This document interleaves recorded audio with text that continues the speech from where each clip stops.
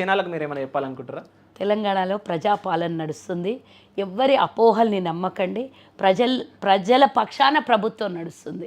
గతంలో దొరల పరిపాలన, గడిల పరిపాలన, ఇప్పుడు ప్రజా పరిపాలన. నిన్న మీరు చూసుంటారు కదా, అందశ్రీ గారికి చివరి నివాళులు ముఖ్యమంత్రి గారు ఏ విధంగా అర్పించిండ్రో, వారి అంత్యక్రియలు ఏ విధంగా చేసిండ్రో, అది మా పరిపాలన. ప్రభుత్వంలో ఉన్న ముఖ్యమంత్రి అయినా సరే సామాన్య ప్రజల్లో కలిసిపోయేటటువంటి మా ముఖ్యమంత్రి గారు. అదేవిధంగా టోటల్ ప్రభుత్వం అట్లనే ఉంటుంది.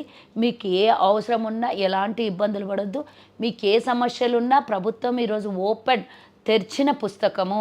కాబట్టి ఎవరికి ఏ సమస్యలున్నా అందుబాటులో ఉన్న నాయకులకైనా సరే, మా ముఖ్యమంత్రి గారికైనా కలవడానికి సెక్రటేరియట్ ఉంది, మా లాంటి వాళ్ళని కలవడానికైనా మా ఆఫీసులు ఓపెన్ ఉన్నాయి. ఎలాంటి సమస్యలున్నా ప్రభుత్వ పరంగా తీర్చేటటువంటి, గొంతమ్మ కోరికలు కాదు, ప్రభుత్వం జెన్యూన్గా చేసేటటువంటి ఏ మంచి పనులైనా సరే మీకు అందుబాటులో ప్రభుత్వం ఎల్లవేళలా ఉంటుందని నా ఒక సందేశం కాదు, ఇతరుల మాట నమ్మొద్దు అనేది ఒక మెసేజ్. కొంతమంది పనిగట్టుకొని ప్రభుత్వాన్ని బదలాం చేస్తారు, కానీ ఆ పనిగట్టుకునే వాళ్ళని కాకుండా మీకు పనున్న పనులను మీకు ప్రభుత్వం చేయగలిగినటువంటి సమస్యల పరిష్కారానికి డెఫినెట్గా ఆశ్రయించండి.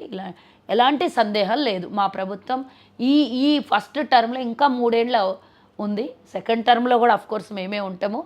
ఏదేమైనా మీకు అందుబాటులో ఉండే ప్రజాపాలన తెలంగాణ ప్రభుత్వం.